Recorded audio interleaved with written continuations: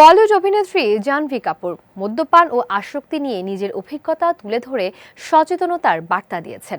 সম্প্রতি এক সাক্ষাৎকারে তিনি জানান, করোনা মহামারীর সময় ব্যক্তিগত মানসিক চাপ ও ট্রমার কারণে তিনি নিয়মিত মদ্যপান শুরু করেছিলেন।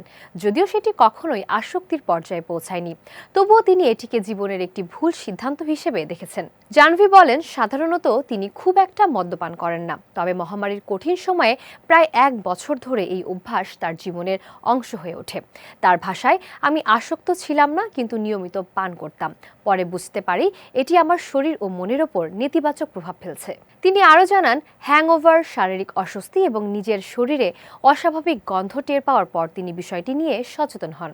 এসব অভিজ্ঞতা তাকে বুঝতে সাহায্য করে যে এই অভ্যাস দীর্ঘমেয়াদে ক্ষতিকর হতে পারে। এরপর তিনি প্রায় 1.5 বছর সম্পূর্ণভাবে মদ্যপান থেকে বিরত থাকেন। বর্তমানে তিনি সংযমী জীবনযাপন করছেন এবং মদ্যপানের ক্ষেত্রে নিয়ন্ত্রণ বজায় রাখছেন। পাশাপাশি মানসিক স্বাস্থ্যসেবা প্ল্যাটফর্ম আমাহার সঙ্গে যুক্ত হয়ে আসক্তি বিষয়ে সচেতনতা তৈরির কাজ করছেন তিনি। জাহ্নবী মনে করেন, আসক্তি থেকে বেরিয়ে আসতে পরিবার ও কাছের মানুষের সমর্থন অত্যন্ত গুরুত্বপূর্ণ। তিনি সবাইকে সংযমী হওয়ার পাশাপাশি নিজের শারীরিক ও মানসিক সুস্থতার প্রতি যত্নবান হওয়ার আহ্বান জানিয়েছেন।